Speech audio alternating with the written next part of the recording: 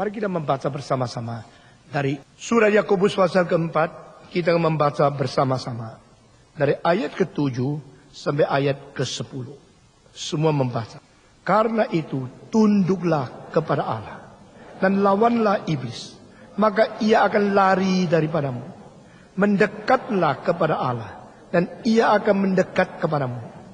Tahirkanlah tanganmu, hei kamu orang-orang berdosa, dan sucikanlah hatimu, hei kamu orang yang mendua hati. Sadarilah kemalanganmu, berdukalah dan merataplah. Hendaklah tertawan kamu ganti dengan ratap, dan sukacitamu dengan dukacita. Rendahkanlah dirimu di hadapan Tuhan, dan ia akan meninggikan kamu. Mari kita berdoa sekali lagi. Berkatilah ayat-ayat yang sudah kami baca. Berilah penerangan ke dalam hati kami. Dan hadiahkanlah sesuatu kerendahan yang rela menunggu, rela taat, rela menerima, rela aus untuk menanti firman Tuhan. Firman yang hidup dan yang menghidupkan. Firman yang suci dan yang menyucikan. Firman yang benar dan membawa kami ke dalam kebenaran. Firman yang turun dari surga, merendahkan diri ke dalam dunia. Firman yang dilahirkan di dalam palungan. Firman diwahyukan sebagai kitab suci. Kiranya firman yang hidup betul-betul menggugah kami, sehingga hidup kami bernilai sesuai dengan target yang Tuhan tetapkan. Dengar doa kami Tuhan, dalam nama Yesus Kristus, penebus dan juru selamat kami yang hidup. Amin. Saudara-saudara, pada ayat yang terakhir, kalimat yang kita baca minggu lalu adalah Allah menentang orang yang congkak, tetapi mengasihani orang yang rendah hati. Dan di sini dikatakan Tuhan akan memberikan anugerah lebih banyak daripada apa yang kita minta dan kita nanti. Tetapi kasih karunia yang dianugerahkannya kepada kita lebih besar daripada itu. Karena itu rendahkanlah hatimu. Karena Tuhan menentang orang yang hatinya congkak. Saudara-saudara, di hadapan Tuhan tidak ada sesuatu yang lebih tinggi. Di hadapan Tuhan tidak ada sesuatu yang lebih hormat. Karena Dia Allah yang paling tinggi, paling hormat. Saudara-saudara sekalian, manusia hidup menjadi berarti kalau kita masih bisa mendapatkan yang lebih tinggi. Anak-anak tunggu kabarnya papa bawa saya pergi. Saya mau pergi ke taman mini. Kalau sudah besar tidak mau taman mini. Bawa saya pergi ke Paris. Karena apa? Sesuatu yang lebih tinggi. Sesuatu yang lebih hormat. Sesuatu yang bernilai. Dinanti-nantikan. Itu menjadi sesuatu perasaan berarti. Arti datang daripada masih mendapatkan yang lebih baik. Pengharapan menuju kepada yang lebih bernilai. Menanti-nanti supaya kita bukan dikecewakan, tapi mendapat yang lebih indah, lebih damai, lebih sempurna, lebih tinggi. Ini lumrah. Tidak ada orang terus hidup untuk yang lebih rendah, lebih remeh. Tidak. Kita ingin kita maju. Kita ingin kita sukses. Kita ingin kita menjadi lebih hormat, lebih tinggi, lebih mulia. Nah, keinginan itu justru berlawanan dengan fisik kita. Pada waktu kita makin tinggi, badan kita makin rusak. Betul nggak? Maka anak kecil yang bagus mukanya, pakaiannya itu kisut-kisut. Pada saat dia sudah bisa memakai pakaian yang licin luar biasa, mukanya yang kisut-kisut. Pada waktu kita masih bagus, masih muda, masih ganteng, kita tidak ada uang beli baju yang bagus-bagus. Kita tidak ada uang beli mobil yang bagus-bagus. Waktu kita sudah kaya, sudah beli bagus-bagus mobilnya, luar biasa bagusnya. Orangnya kayak monyet. Inilah manusia. Jadi kita ingin untuk menjadi lebih baik, lebih hormat, lebih punya, lebih nikmat, lebih sukacita. Itu yang menjadi daya tarik kita hidup terus. Dan ini tidak pernah ada pada Tuhan Allah. Allah tidak pernah ada sesuatu yang lebih baik yang diharapkan. Karena Dia tertinggi. Jadi Allah, ini kalimat tidak boleh ngomong ya. Jadi Allah itu susah. Karena tidak ada sesuatu yang bisa lebih baik untuk menjadikan dia inginkan, dia maju. Tidak ada. Betul gak? Dia paling top. Orang yang paling top, paling sulit dimengerti. Orang yang paling menjadi pemimpin, paling susah dimengerti. Musa pada waktu memimpin, maka dia diberikan petunjuk oleh mertuanya, berorganisasi lebih baik dong. Bentuk 1000 orang, lalu setiap 10 orang ada pimpinannya. Setiap 50 ada pimpinannya. Setiap 100 ada pimpinannya. 100 orang satu pemimpin. 10 pemimpin bertanggung jawab kepada satu pemimpin yang besar. Itu namanya pemimpin untuk 1000 orang. Sesudah itu 1000 orang itu kalau persoalan tidak bisa selesai, pemimpin mereka datang kepada Musa. Dan Musa baru selesaikan. Masa kamu pemimpin Israel duduk di situ sahabat hari mengatur semua pertanyaan, menjawab semua kesulitan sampai mati dah selesai. Oh, Musa diinspirasikan oleh seorang imam kafir, Yetro. Dia mulai membentuk-bentuk. Jadi kalau ada susah, kasih tahu atasan. Kalau ada susah lagi, kasih atasan lagi. Kalau ada susah, kasih atasan lagi. Kalau lebih susah, kasih atas yang terbesar. Dan terbesar kalau ada susah baru datang ke Musa. Dan semua kesulitan seluruh Bani Israel datang kepada Musa. Tapi kalau Musa susah, datang kepada siapa? Datang kepada Tuhan Allah. Ya dong? Karena dia tertinggi kan. Kalau Tuhan susah datang ke siapa? Nah, nah, siapa itu pemimpin? Pemimpin adalah kang buntunya kesusahan. Itu pemimpin. Banyak orang ingin, rindu, mimpi, rebut supaya menjadi pemimpin. Tapi dia tidak pernah pikir. Dia harus berada di gang buntu. Di situ menampung semua sampah. Menampung kesusahan. Yang disebut Tuhan Allah adalah yang tertinggi. Yang termulia. Yang terhormat. Sehingga di dalam dia tidak ada sesuatu yang lebih tinggi, lebih hormat daripada dia. Lalu dia harus mengasihi. Mengasihi apa? Mengasihi yang lebih rendah. Mengasihi yang lebih kurang hormat. Lebih kurang mulia. Kok mungkin ya?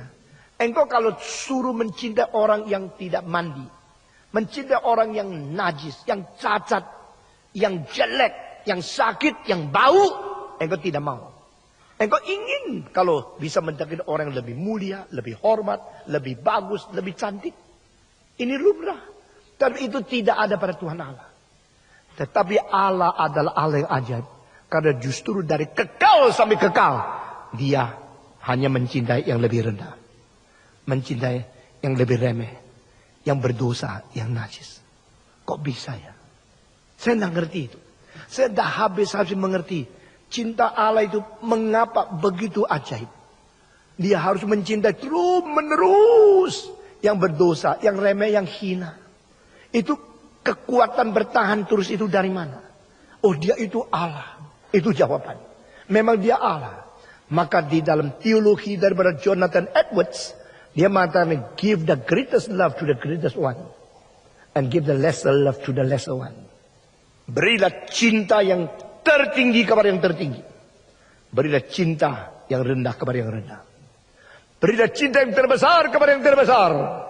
Berilah cinta yang kurang besar kepada yang tidak besar. Dengan demikian, emosimu itu dikuduskan. Saya 2 tahun yang lalu saya berkhotbah tentang pengkudusan emosi di gereja ini. 14 kali. Tapi pada waktu saya mau ulangi lagi khotbah-khotbah itu di lain tempat. Saya merasa 14 kali tidak cukup. Akhirnya menjadi 36, jadi 42 kali. Setiap tema menjadi 3 kali lebih banyak daripada apa yang saya khotbahkan di sini. Mengenai kasih, saya mengingat Jonathan Edwards yang mengatakan mengapa mengasihi Allah lebih daripada manusia? Karena Allah lebih besar dari manusia. Mengapa mengasihi manusia lebih besar daripada benda? Karena manusia lebih besar daripada benda. Kita sering kacau. Kita sering mencintai benda lebih daripada mencintai manusia.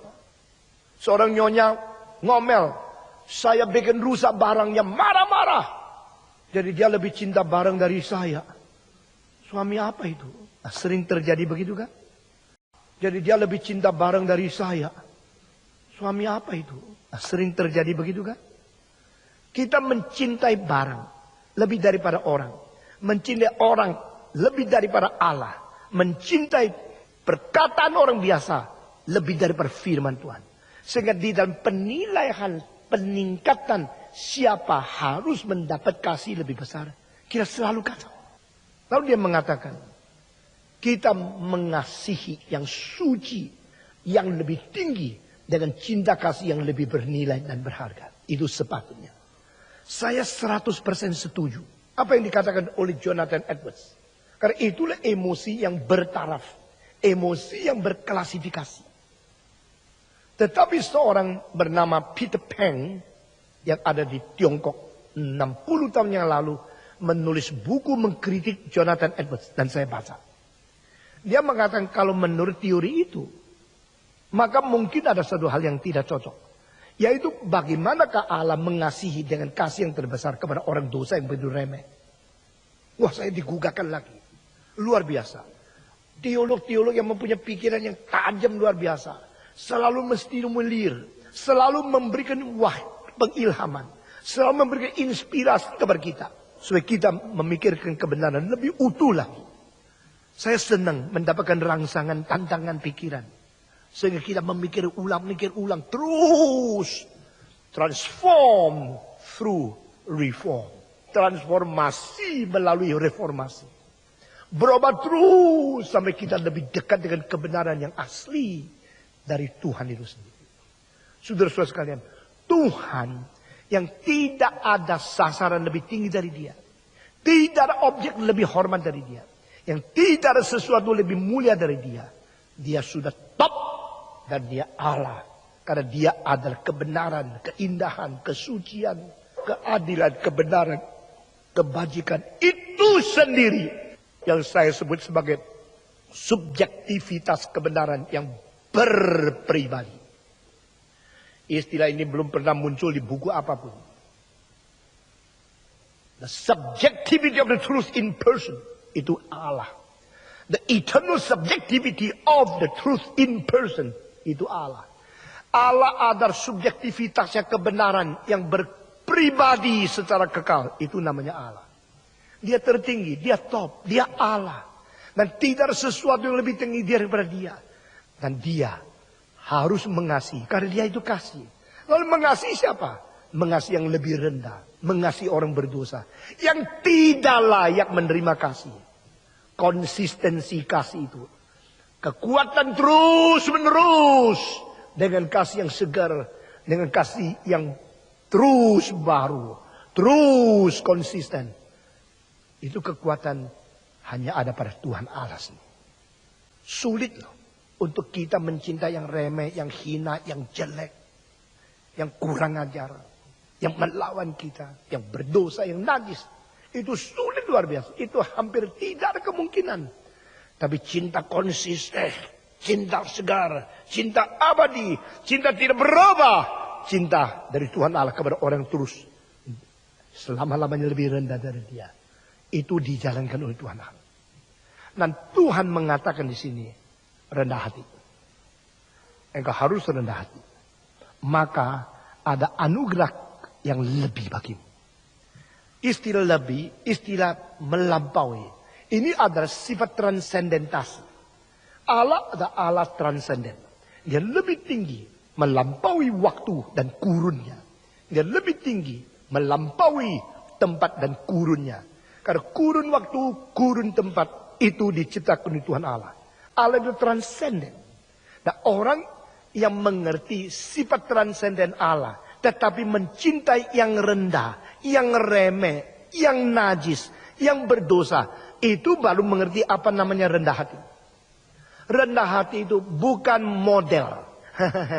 Iya, itu bukan model. Itu pir di tubuhmu yang sudah ngepir-ngepir terus. Rendah hati bukan adat. Itu adat Jepang kalau lihat orang mesti begini. Dan itu adat bukan rendah hati. Boleh engkau modelnya rendah hati dan hatinya sombong luar biasa. Mungkin engkau ikut segala adat kelihatan bentuk tubuh sangat rendah. Tapi hatimu congkak luar biasa. Rendah hati bukan menyetujui semua. Itu namanya sikap yes man. Yes, yes, yes, yes, yes. Rendah hati bukan kepura-puraan di dalam kebudayaan. Peribahasa Tionghoa mengatakan li tuo pi ca. Makin banyak keramah, makin banyak kepalsuan. Makin banyak susila, makin banyak penipuan. Makin banyak semacam pelajaran untuk bagaimana ramah-ramah dengan orang. Makin tidak sesungguhnya sejati daripada hati yang murni. Nah ini mulai di point out, mulai ditunjukkan oleh Lao Tzu di dalam Tao Te Ching. Tao Te Ching mengatakan, 智慧处有道为.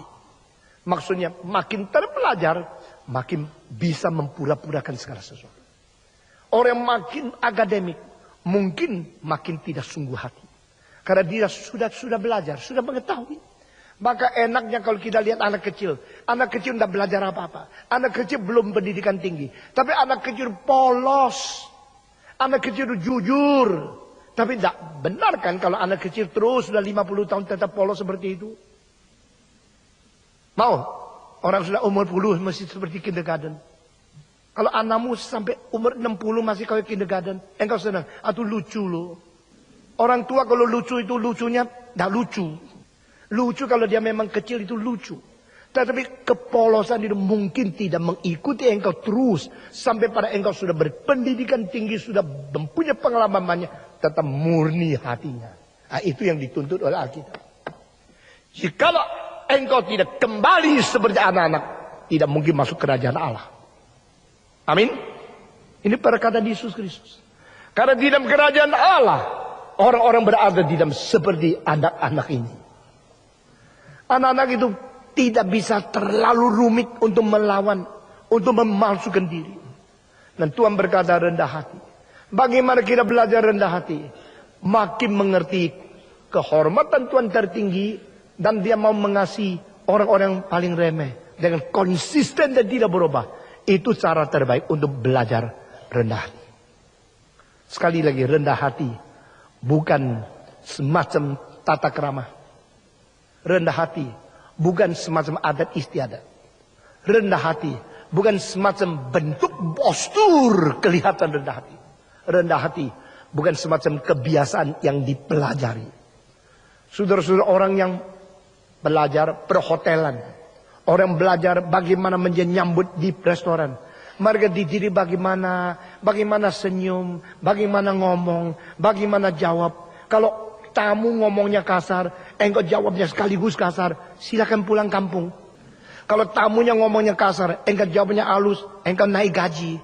Tetapi itu bukan karena mereka sungguh-sungguh begitu rendah. Karena mereka dilatih supaya gajinya tetap. Supaya dapat profesi. Itu bukan rendah hati sesungguhnya.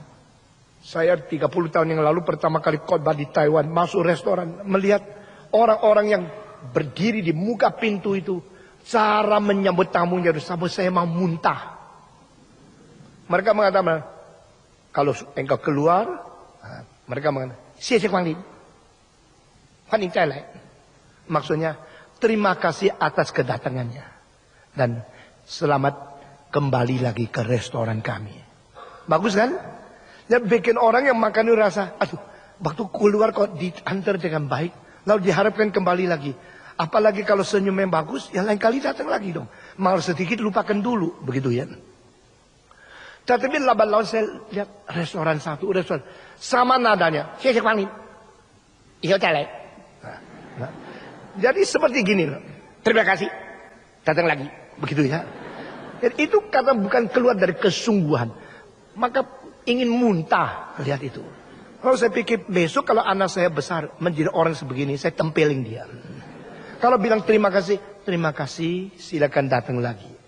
Maka kalau engkau lihat orang Indonesia, kalau ngomong terima kasih, silakan datang lagi. Atau dibicarakan di kapal terbang, atau di restoran. Selalu kesungguhan itu menjadi tanda keindahan orang Indonesia. Orang Indonesia alamiah. Tapi orang-orang Taiwan yang belajar seperti Jepang, sudah ditiru caranya, gini itu.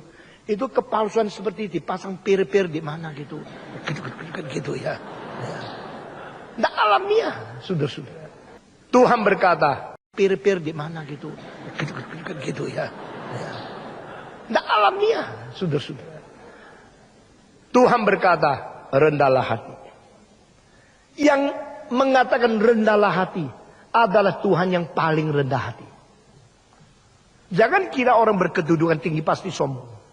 Jangan kira orang yang kaya atau pakai pakaian yang bagus sekali pasti kaya. Ada orang sengaja bikin kotor supaya orang kira dia miskin. Gendeng itu. Ada orang barang semua dah cuci supaya kelihatan antik. Gendeng itu. Antik dah tentu banyak debu. Yang ada debu itu sampah, bukan antik. Orang yang miskin dah tentu dia tidak sombong. Orang yang kaya dah tentu dia tidak rendah hati. Kita mesti lihat sampai hatinya. Tuhan yang mengatakan rendahkanlah hati. Dia berhak. Karena dia sendiri paling rendah hati. Kalau Tuhan tidak rendah hati, bagaimana bisa terus mencintai orang yang lebih rendah dari dia? Kalau Tuhan tidak rendah hati, bagaimana mau turun dan lahir di palungan? Kalau Tuhan tidak rendah hati, kenapa mau duduk di sebelah orang berdosa dan berkata, anak manusia, kawan pemungut cukai dan kawan orang berdosa. Jika Tuhan tidak rendah hati, kenapa mau dicambuk, mau dipaku di atas salib tanpa melawan, membantah dan mengatakan kalimat untuk menghakimi manusia? Dia rendah hati dan dia menjanjikan kalau engkau rendah hati, engkau akan mendapatkan anugerah lebih banyak. Kalimat ini sangat mempengaruhi saya semenjak kira-kira 30 tahun yang lalu. There is some more grace for you if you are humble. Ini selalu menegur, selalu. Di hati saya menjadi satu peringatan. Apakah sudah cukup rendah hati? Allah ada anugerah lebih loh. Allah ada anugerah lebih. Saudara-saudara, saya ambil lagi satu kali contoh. Kenapa sudah berapa bulan tidak ada penerobosan? Sulit atur sampai parkir itu cukup. Dan tempat-tempat sudah dihitung sama arsitek yang sangat pintar di Jakarta. Company yang paling besar sudah bikin tidak ada jalannya. Mengapa 3 hari yang lalu pagi-pagi bangun rasa satu engkel yang dirubah sedikit. Betul-betul cari 45. Itu akhirnya kerja 2 hari. Dapat kira-kira 80 sampai 90 tempat. Dan satu mobil itu memakai kira-kira lebih daripada 20 meter. Ini sesuatu anugerah Tuhan lebih. Lebih karena apa? Kita tidak menganggap kita diri pintar. Saudara-saudara, di dalam desain segala sesuatu, saya tidak ada modal apa. Cuma ada satu. Mau robah. Kalau bisa lebih baik, robah. Sampai yang terbaik. Nah itu memeras pikiran itu tak habis-habis. Saya bertanya berapa kali sama arsitek kita. Orang lain mau kerja begini. Tidak ada orang mau kerja seperti ini. Semua orang yang pakai standar. Berapa meter semua selesai. Sudah. Lalu karep yang lain. Siapa mau terus nongkrong untuk satu proyek itu tidak habis-habis pikirnya. Saya rasa diri tidak pintar. Kita minta Tuhan kasih. Dan janji Tuhan dia memberi anugerah lebih kepada orang yang rendah hati. Saudara-saudara sekalian, jangan memuaskan diri. Jangan menganggap diri pintar. Kadang-kadang saya kalau tanya kepada pemuda-pemudi, bagaimana menurut engkau ini? Nah mereka yang paling cepat jawab, itu saya perhatikan. Sikap dia memang begini. Semua ada jawaban. Kenapa gini? Oh gini. Kelihatan pintar. Tapi jawaban itu sudah menjadi keyakinan dia yang tidak mau dirubah. Maka orang itu kaku sampai mati, gak bisa maju. Tapi kalau orang muda menjawab, mungkin tidak kira-kira ini. Tapi ada unsur lain yang saya tidak tahu. Saya tahu itu orang rendah hati. Jadi orang rendah hati adalah orang yang tidak terlalu confident dia sudah ngerti semua. Orang rendah hati adalah orang yang selalu merasa makin mungkin masih ada kemungkinan dia perlu dikoreksi. Nah sikap itu harus ada. Leave some blank spot. Sediakan sesuatu peluangan supaya Tuhan kerja di dalam merubah kita. Mengapa banyak orang pelayanan seperti giat sekali tapi tidak hasil besar? Karena dia terus menganggap dia sudah melayani. Dia anggap dia sudah kerja. Dia menganggap cara dia kerja sudah sama sekali benar. Dan dia tidak mau dikoreksi. Akhirnya dia maju. Saudara-saudara, Yakobus pernah berkata kepada kita, dengar cepat-cepat, bicara pelan-pelan. Saya terapkan ini. Dengar khotbah sebanyak-banyak. Jangan terlalu cepat berkhotbah. Semua orang terlalu cepat, terlalu suka cepat-cepat melayani. Selalu pelayanan tidak beres. Dan dia sudah ada pengalaman pelayan diterima, dia menjadi sombong. Karena yang dengar saya banyak, saya pasti benar. Saya diterima sini sampai baik, dia tidak mau dikoreksi lagi. Maka Lao Tzu mengatakan, perkakas yang besar jadinya lambat. Atau kelihatan tidak jadi. Tapi yang jadinya cepat selalu tidak guna lebih besar lagi. Anak-anak kecil yang kelihatan pintar-pintar bicara, pintar nyanyi, langsung nonjol diri. Coba lihat, seumur hidup tidak jadi apa-apa. Tapi orang yang kelihatan lambat, kelihatan tidak bisa apa-apa. Terus takut kalau diri tidak bisa kerja apa. Kalau suruh kerja selalu beres. Apa sebab? Karena dia tidak anggap diri pintar. Dia tidak anggap diri boleh. Dia tidak anggap diri cakap atau mampu. Sehingga dia memberi keperluan. Memberikan sesuatu lowongan Tuhan. Do something in my life. Do something to correct me. Do something to make me progress. I'm ready. Aku rela. Saudara-saudara, ukiran yang paling baik adalah ukiran yang banyak dibuang bagian-bagian yang tidak perlu. Dengar baik-baik ya. Arloji yang paling teknik tinggi adalah arloji skeleton yang paling tipis. Kalau arloji emas makin berat makin mahal. Karena emas itu mahal. Tetapi kalau sudah skeleton, yang disebut skeleton itu diukir-ukir. Sehingga bagian yang tidak perlu semua dibuang. Sisa gagang lalu diukir bunga di atasnya. Itu namanya skeleton watch. Skeleton watch kenapa susah? Karena sesuatu roda. Asnya yang menjadi pusat. Lalu giginya di pinggir. Di tengahnya itu kalau diukir sampai sisa batang kecil sekali. Ini gampang bengkok. Bengkok sedikit saja. Geseran daripada gigi kepada gigi yang lain sudah tidak cocok. Tidak bisa jalan. Sehingga pengukir arloji yang skeleton. Dia yang paling masterpiece. Justru adalah paling banyak buang bahan-bahan. Meskipun itu emas. Itu emas. Tapi hanya perlu sedikit yang di pinggir. Sesudah sedikit masih kuat. Dan itu daya tahannya, tekniknya, seninya. Itu dinilai dari situ. Dengan demikian, engkau yang masih utuh, meskipun emas, tidak nilai tinggi. Tapi engkau yang diukir, yang dibuang sebagian besar. Hanya sisa sedikit. Menurut seniman yang tertinggi, Tuhan mengukir. Engkau bernilai. Kadang-kadang kita mau mengutuhkan diri. Saya hebat, saya banyak pengetahuan, saya banyak pengalaman, saya mampu melayani. Dan semua orang ingin menjadi pemimpin. Justru Tuhan menjadikan seorang menjadi pemimpin di bawah tangan dia. Dengan ukiran yang kejam sekali. Musa umur 40. Merasa diri mampu. I can do great things for my nation. I can be the leader for Israel. Maka dia pergi membunuh orang Israel. Dia hebat. Dia pengetahuan tinggi. Kalau kita S3, dia sudah S5, S6. Segala pengetahuan Mesir sudah dipelajari. Kalimat itu bukan dari orang, dari Tuhan Allah. All the learnings in Egypt have been learned by Moses. Dia sudah mempelajari semua pelajaran Musa di tanah Mesir. Mesir pada waktu itu sudah membuat piramid. Zaman Musa melihat piramid yang kita lihat di kala pengetahuan Mesir sudah dipelajari. Kalimat itu bukan dari orang, dari Tuhan Allah. All the learnings in Egypt have been learned by Moses. Dia sudah mempelajari semua pelajaran Musa di tanah Mesir. Mesir pada waktu itu sudah membuat piramid. Zaman Musa melihat piramid yang kita lihat di Gaza sekarang. Sama piramid itu. Tapi waktu dia melihat, itu 3.500 tahun yang lalu. Waktu itu piramid itu masih utuh. Marmernya masih siku. Sekarang sudah bolong-bolong, sudah melewati 4.000 tahun. Banyak yang rusak. Saat itu dia adalah seorang yang top. Di dalam negara yang top. Melihat arsitektur yang top. Mempelajari pengetahuan yang top. Mempunyai keadaan top. Maka kalau dia menjadi pemimpin Israel, top. Mempelajari pengetahuan yang top. Mempunyai keadaan top. Maka kalau dia menjadi pemimpin Israel, cocok.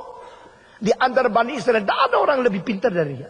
Tidak ada orang mempunyai pengetahuan lebih tinggi dari dia. Tidak ada orang mempunyai kedudukan. Karena dia setinggi adalah anak lagi para anak perempuan Firaun. Menurut catatan sejarah, Musa pernah memimpin tentara Mesir yang besar. Menangkan Ethiopia di selatan. Pulang dan disambut sebagai jenderal yang sangat agung. Tapi akhirnya dia tinggal di dalam tanah Mesir. Dia tidak mau disebut anak daripada anak Firaun. Dia mau bersengsara bersama-sama menderita dengan orang Israel. Kerelaan ini adalah rendah hati bukan? Sudah tinggal di istana, tapi mau hidup sengsara dengan orang Israel. Rendah hati enggak? Rendah hati kan? Belum. Bagi manusia dia sudah turun, sudah rendah hati. Bagi Tuhan Allah belum diukir. Setelah dia membunuh orang Mesir, lalu mau dikejar, dia lari. Saudara-saudara, sudah lari tadi padang belantara. Di situ dia mau dipakai Tuhan. Tuhan bilang, saya tidak mau pakai. Tuhan itu kadang-kadang kelihatan kejam luar biasa. Karena dia sedang mengukir, membuang semua emas yang kelebihan. Emas kau dibuang. Tuhan bilang, saya menjadikan engkau barang seni. Bukan barang metal mahal saja. Barang metal mahal bisa dibeli di mana. Tapi saya mengukir engkau sehingga banyak emas yang kau dibuang. Sehingga menjadi kerangka yang kelihatan sedikit. Tetapi itu menurut saya punya desain. Menurut saya punya konsep nilai di dalam seni. Musa diukir-ukir. Tak habis-habis. Saudara-saudara. Sampai 80 tahun umurnya. Baru Tuhan mengatakan, Musa. Copot sepatumu.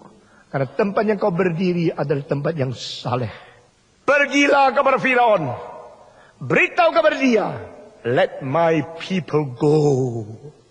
Let them go to the wilderness. And worship their God there. Musa diutus umur 80. Saat itu dia menjawab apa? Jangan utus saya. Aku tidak berfasih lidah. Aku tidak pintar bicara. Aku tidak bisa khotbah. Saudara-saudara, orang yang mengatakan aku tidak bisa khotbah, nanti Tuhan tangkap dia jadi pengkhotbah. Orang bilang saya pintar khotbah, Tuhan tidak mau pakai. Ini cara Tuhan yang sangat kejam dari lihat manusia.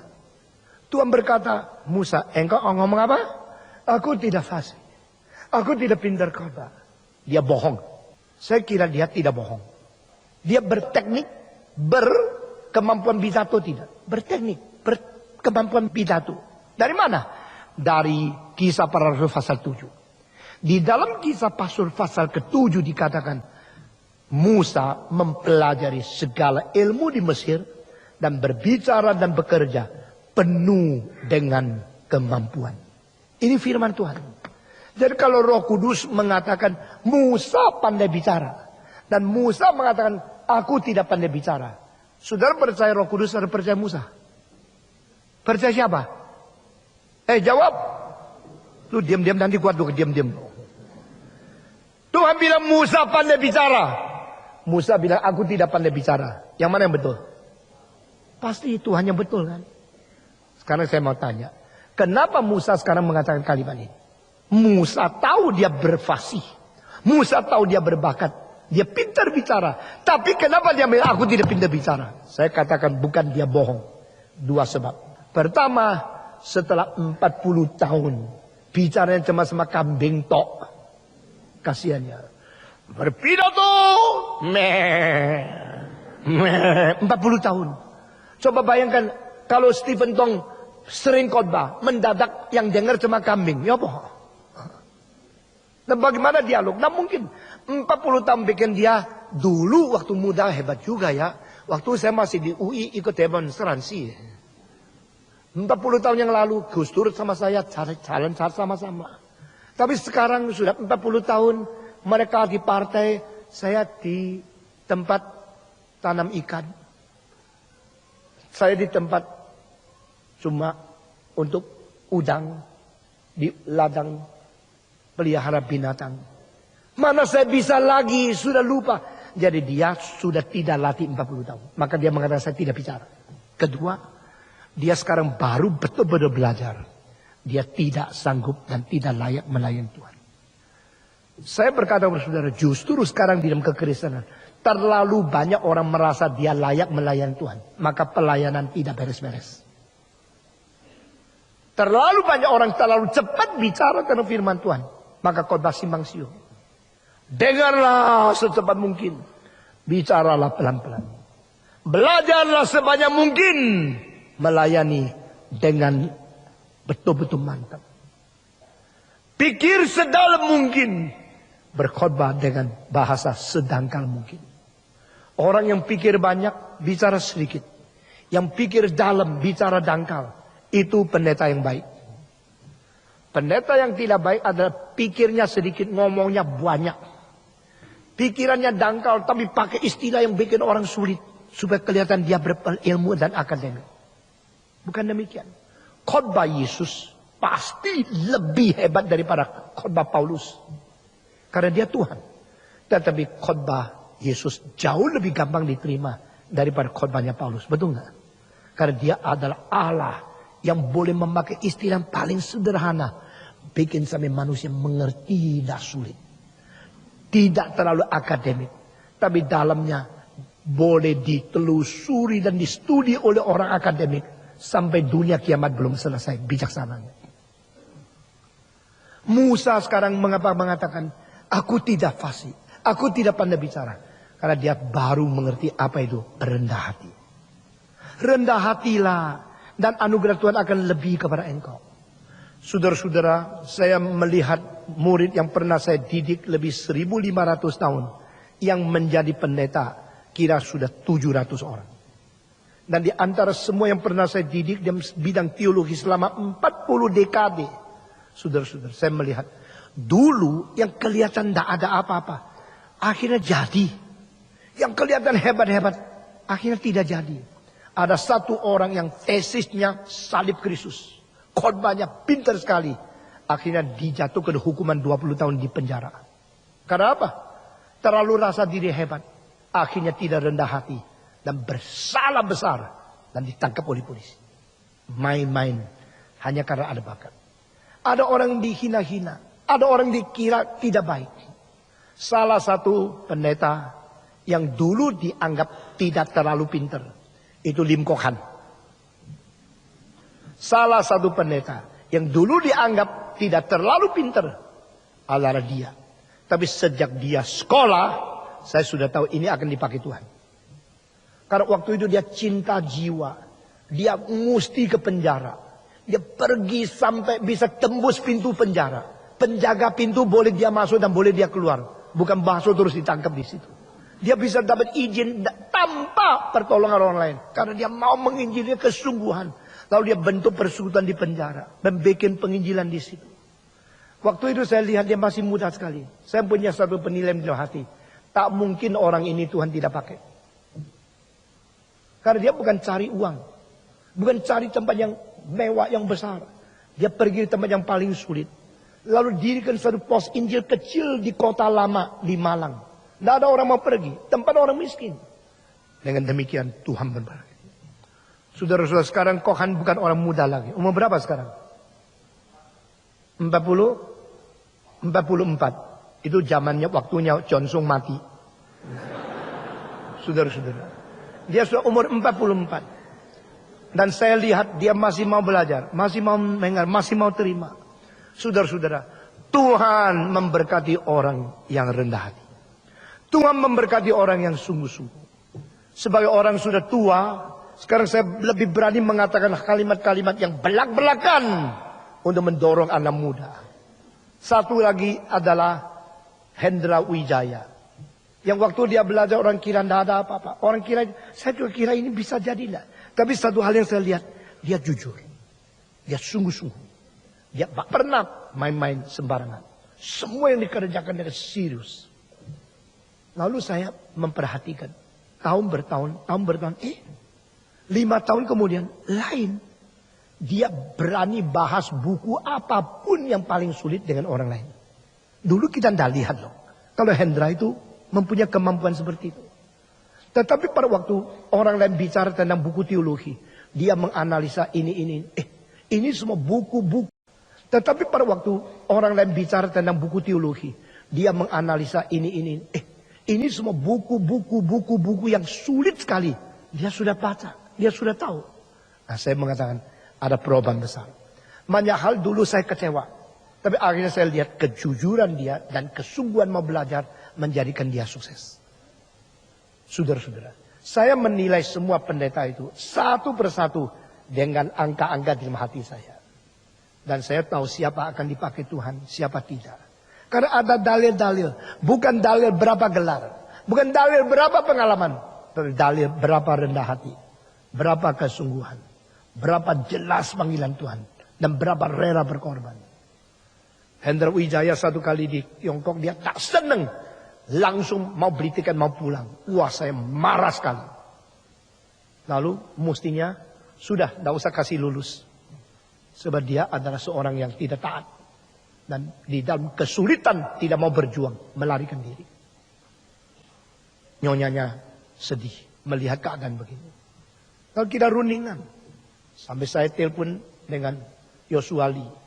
Dan kita pikir-pikir bagaimana atur dia. Akhirnya saya ambil keputusan. Kasih kesempatan lagi. Kalau dia mau lulus kembali, diatur lagi. Kirim dia ke Taiwan, kirim dia ke Cungkok lagi. Itu tempat yang paling sulit. Dan di situ dia belajar bagaimana sabar. Dan dia berkata kepada saya, puji Tuhan Pak Tong.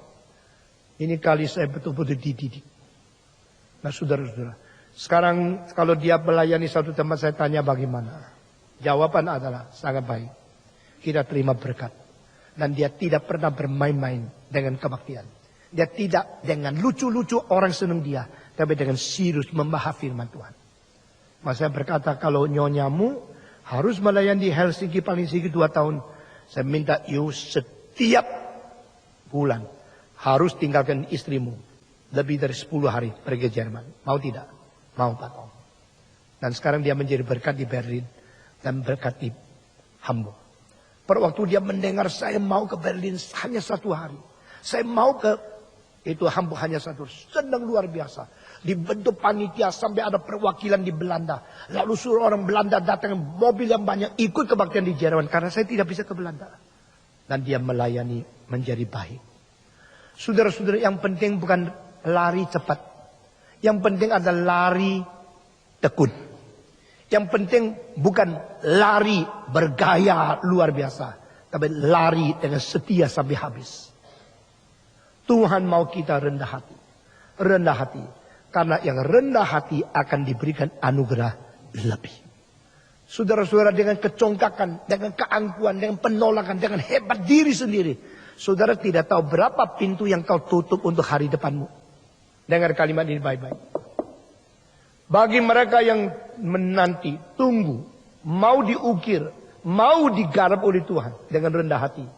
Saudara tidak tahu berapa banyak pintu yang sedang dibuka untuk kamu pada hari depan. Janganlah mengangkuhkan diri. Janganlah menganggap diri hebat.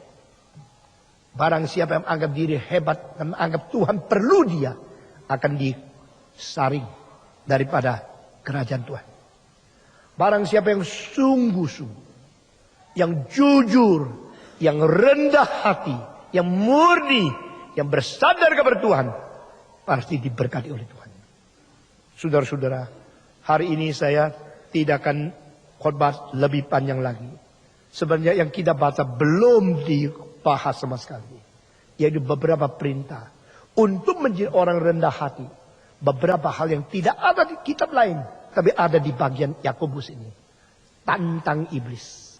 Dekat kepada Tuhan Allah. Dan engkau harus bersihkan kotoran dari tanganmu. Buang kenajisan dari hatimu. Baru membuktikan engkau rendah hati. Ini akan bulan akhir Mei saya khotbah tentang beberapa perintah sesuai dengan organic relationship yang disebut rendah hati dan diberkati oleh Tuhan. Kiranya Tuhan memimpin, memberkati kita masing-masing. Kita berdoa untuk pelayanan kita. Berdoa untuk sikap kita di hadapan Tuhan. Berdoa untuk belajar dari Tuhan yang sudah maha tinggi, masih menilik yang maha rendah. Tuhan yang sudah maha hormat, masih mengasihi yang paling remeh. Tuhan yang paling mulia, konsisten memelihara orang yang sangat malu, hina dan remeh. Termasuk kita. Biar kita belajar menjadi rendah hati. Belajar mengikuti teladan Tuhan. Supaya kita lebih diberkati. Amin.